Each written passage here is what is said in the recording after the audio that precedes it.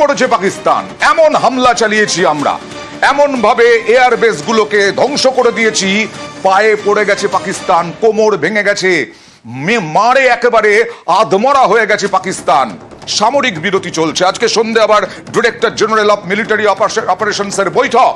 সেই বৈঠক মুখোমুখি নয়, হবে হটলাইনে। আর কি চাপ বাড়াবে ভারত?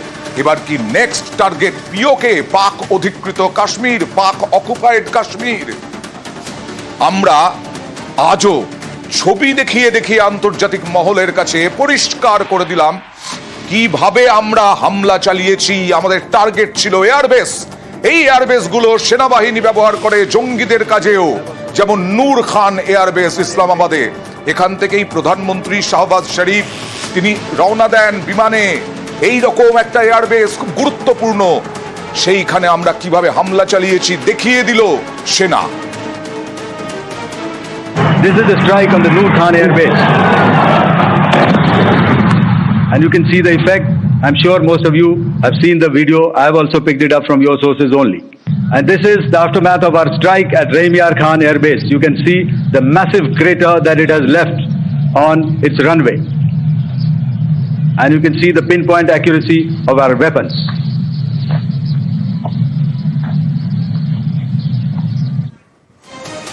সরাসরি চলে যাব ক্যাপ্টেন রায়চৌধুরীর কাছে। ক্যাপ্টেন রায়চৌধুরী, আমি অয়ন রয়েছে আপনার সঙ্গে। আধমরা পাকিস্তান, এই যে নূর খান এয়ারবেস কতটা গুরুত্বপূর্ণ পাকিস্তানের কাছে? দেখুন, ওদের অপারেশনাল খুব সম্ভব 21টা এয়ারপোর্ট আছে, তার মধ্যে 9টা কিন্তু ড্যামেজ হয়েছে। রাইট। এবং যে 9টা ড্যামেজ করা হয়েছে সবকটাই স্ট্র্যাটেজিক্যালি ভীষণ ইম্পর্ট্যান্ট, এবং সমস্ত জিনিস মেপে করা হচ্ছে।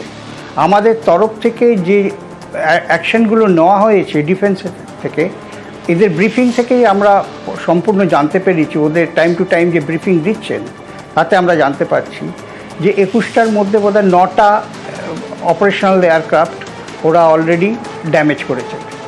এবং এই যে ড্যামেজ করা যে এয়ারপোর্টগুলো, এগুলো এখন তৈরি করতে ওদের সময় লাগবে। এখন আজকের সন্ধ্যেবেলার যে মিটিংটা আছে এটা কিন্তু খুব ভাইটাল মিটিং, এবং আমাদের তরফ থেকে যেটা জানানো হয়েছে যে পিওকে চাই, আর যে ওদের যে দুজন জঙ্গি আছে ওদের ফেরত দেওয়া, মাসুদ এবং দিতে হবে। হাফিজ, এইগুলো নিয়ে যতদূর হাফিজ, এদের দুজনকে ফেরত দিতে হবে। এই জিনিস নিয়ে আমার মনে হয় হয়তো সন্ধ্যেবেলা যেটা আলোচনা হবে। তবে এটা ওদের বিষয়বস্তু, ওরাই জানবেন, কারণ এটা খুব হাই লেভেল মিটিং হয়েছে এবং ব্রিফিংও ওদের কাছে করা হয়েছে যারা এই মিটিংয়ে যাবেন। আমাদের সেনাবাহিনী একটা সিরিয়াস যখন ঘটনা ঘটছে, সেনাবাহিনীর কতটা জোশ আছে ক্যাপ্টেন রায়চৌধুরী, এখান থেকেই বোধহয় আপনিও, আপনার কাছেও আসবো। যে বলছিলাম না, অ্যাশেজ সিরিজ 70-এর দশকে তিনি দেখেছিলেন ঘাই, এবং তার সঙ্গে সঙ্গে বিরাট কোহলি আজকে অবসর নিলেন, সেটাও সেই প্রসঙ্গও তুললেন। কি বললেন দেখুন। पिछले कुछ सालों में आतंक की गतिविधियों का कैरेक्टर जो है उसमें कुछ बदलाव आ रहा था। अब हमारी मिलिट्री के साथ साथ मासूम सिविलियंस जो कि अपना बचाव करने में विफल थे, उन पर भी हमले हो रहे थे। इस साल अप्रैल में पहलगाम में मासूम पर्यटक इस खतरनाक ट्रेंड के विशेष उदाहरण हैं। पहलगाम तक पाप का ये घड़ा भर चुका था। 70 के दशक में ऑस्ट्रेलिया और इंग्लैंड की फेमस एशेज सीरीज चल रही थी, और उस समय ऑस्ट्रेलिया के दो बहुत तेज गेंदबाज जो कि क्रिकेट हिस्ट्री में बड़ा उनका नाम है, जेफ थॉमसन और डेनिस लिली, उन्होंने अंग्रेजी बैट्समैन और उनकी बैटिंग लाइनअप को तहस नहस कर दिया था। और ऑस्ट्रेलियंस ने उस समय एक कहावत निकाली थी, that from ashes to ashes and from dust to dust, if Thommo don't get here then Lillee surely must. तो अगर आप सारे सिस्टम्स को पार कर भी गए तो आपको फिर भी एयरफील्ड या लॉजिस्टिक इंस्टॉलेशन या जो भी चीज़ को आप टारगेट कर रहे हैं उसमें पहुंचने से पहले कोई ना कोई इस लेयर्ड ग्रिड का सिस्टम जरूर गिरा देगा। ক্যাপ্টেন রায়চৌধুরী, আমরা সাধারণ মানুষ মারা গেছে, এর আগে তো সেনা জওয়ানও মারা গেছে বহু এই জঙ্গিদের টার্গেটে। আজকে যেভাবে পূর্ণ স্বাধীনতা পেয়ে গেছে সেনাবাহিনী, 3 বাহিনী, জোশ, সত্যি জোশ সেনাবাহিনীর মধ্যে, এতেই কি বোঝা যায় না?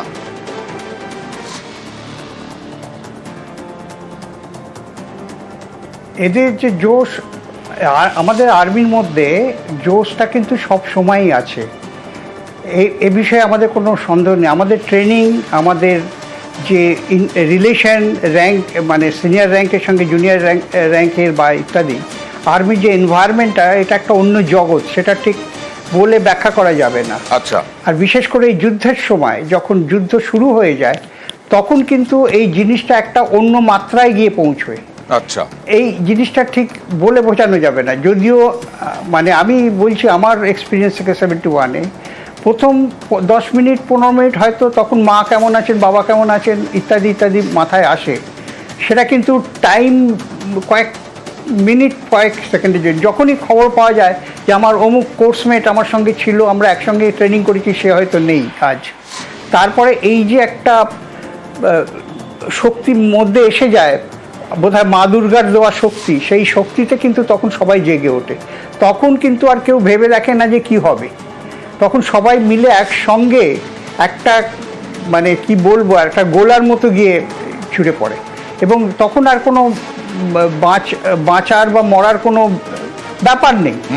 আমি এখন বেঁচে আছি, 1 সেকেন্ড পরে থাকবো কি থাকবো না কোনো ব্যাপার নয়, কিন্তু আমার ওপরে আমার পুরো দেশবাসী আশা করে আছে, এবং আমার এখান থেকে যদি কেউ ঢোকে বা আমার যদি কোনো দুর্বলতা হয়, আমার ব্যাটালিয়ানের বদনাম হবে, আমার রেজিমেন্টের বদনাম হবে, আমার আর্মির বদনাম হবে।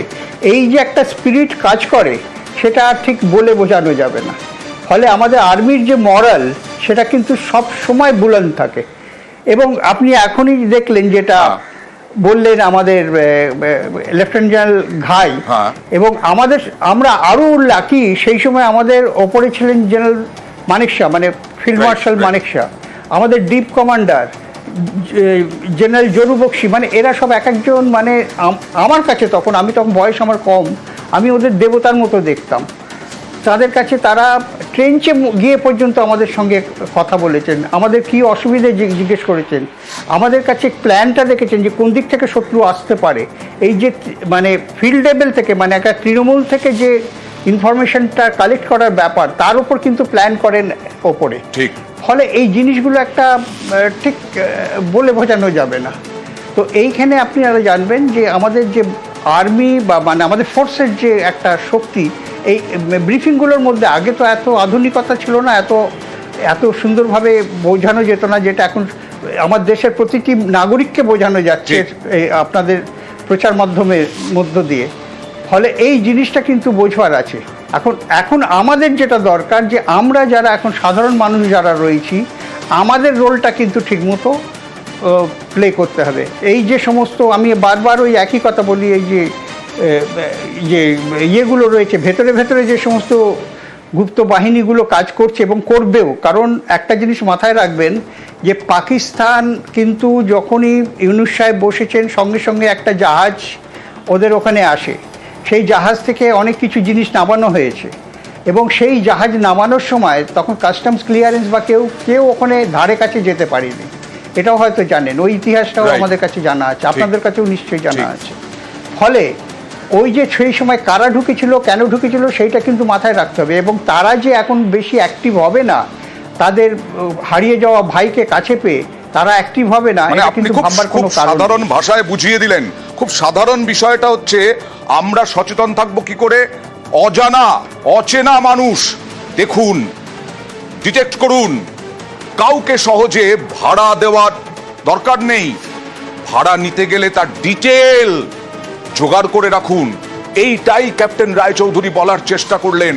আমাদেরকেও এখন সতর্ক থাকতে হবে, কারণ পাকিস্তান যেভাবে মার খাচ্ছে, তাতে ভেতরে ভেতরে অশান্ত করার চেষ্টা করবে ভারত।